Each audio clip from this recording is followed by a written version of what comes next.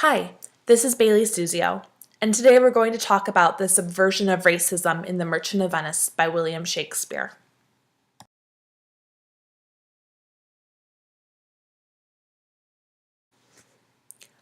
R.W. Desai analyzed The Merchant of Venice and showed clearly how Shakespeare subverts racism in his culture very subtly. However, Desai ignores his strongest arguments for this position.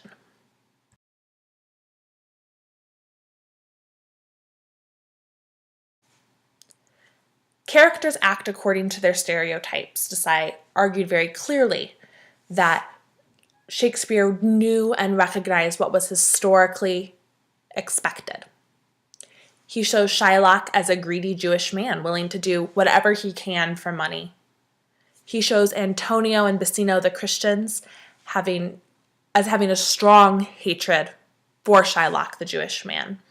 They are really treating him as little more than a dog. They're disparaging in their speech to him and about him. The suitors pursuing Portia also act within these stereotypes. The fair-skinned suitors reject Portia, while the darker-skinned suitors really see her as desirable and decide to pursue her.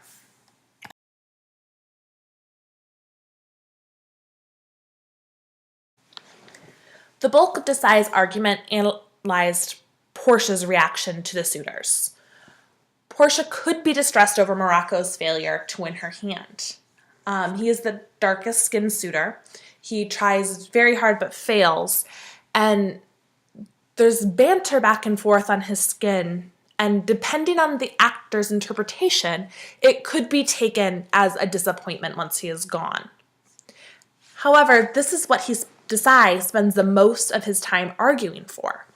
Desai does not make a strong case for her reaction against the Aragon as being accepting of his race, and ultimately he acknowledges that she ends up matched in skin color in her marriage. So really, with this being his strongest argument, I would expect a little bit more substance to it. It's very, very focused on the fact that it would be this specific actor's interpretation, not the text itself.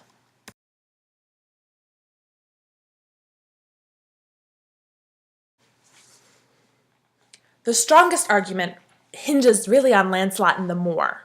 They're the only couple to be shown as fruitful, as the Moor is pregnant with Lancelot's child.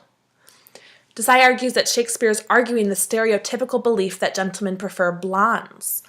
Obviously, Lancelot was very attracted to the Moor, who was not blonde, dark complexion, dark hair, presumably.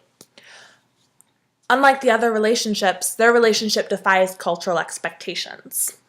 While Lancelot does not accept the child as his own or acknowledge publicly his relationship with the Moor, he does in Act 3, Scene 5, acknowledge that they should be going with their own desires. He says to Lorenzo, "For your coming in to dinner, sir, why let it be, as humors and conceits shall govern."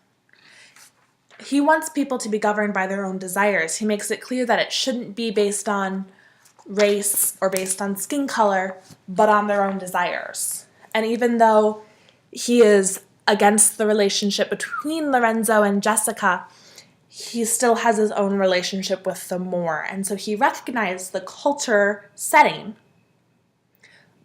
but knew where his heart was leading him anyway.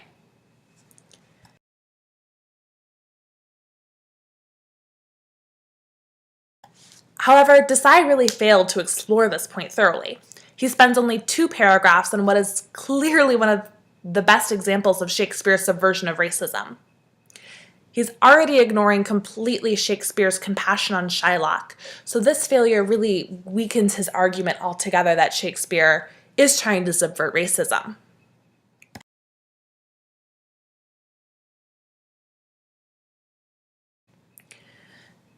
Desai does not deal at all with Shylock's speech. He says from the get-go that he thinks it's been done enough and he's focusing on other things. But really, that is one of the clearest cases where Shakespeare's making a case for having compassion on other races.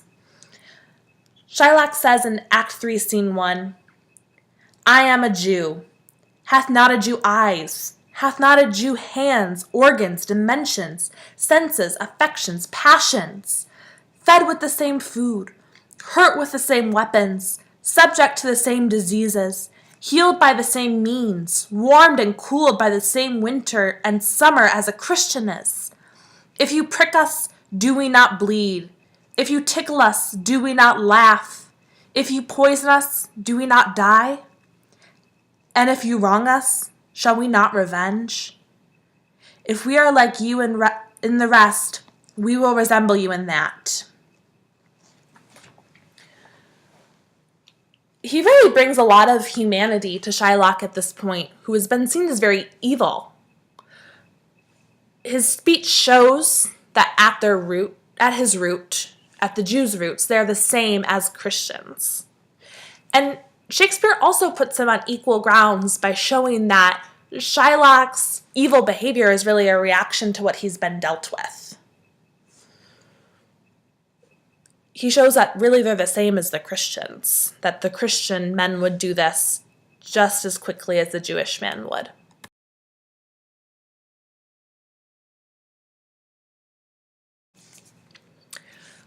So what decided well was that he focused on what he could for the forum he had. He realized that the Shylock argument was a longer argument for this type of essay. So he focused on other arguments. He analyzed the text as a play. The text was meant to be presented as a play. So realizing that actors might have their own interpretation of it and that that was still permitted within the text was a wise thing for him to point out. The first part of his argument with Portia's lovers was compelling and well-developed. He really put a lot into the Prince of Morocco and what that relationship looked like. He also had a strong understanding of the culture and the basis that would be expected. He did not spend enough time analyzing the relationship between Lancelot and the Moor, which was one of the strongest arguments, and did not give proper due to the racism Shylock experienced. That was such a strong message throughout the play that to ignore that altogether seemed foolish.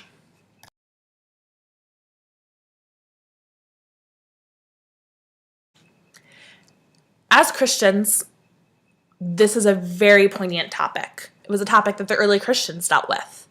Paul says in Galatians that there is neither Jew nor Greek, slave nor free, there is no male and female, for you are all one in Christ. You are all Abraham's offspring. We are all called to the same. We agree with Shylock. We are the same.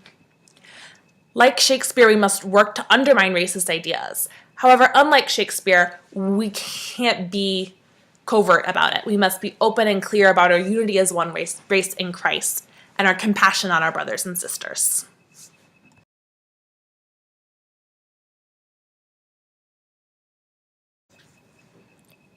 This leaves us to question, does Desai handle his arguments correctly? Is Portia's reaction his strongest point, or should he have explored the other points more thoroughly? What do you think?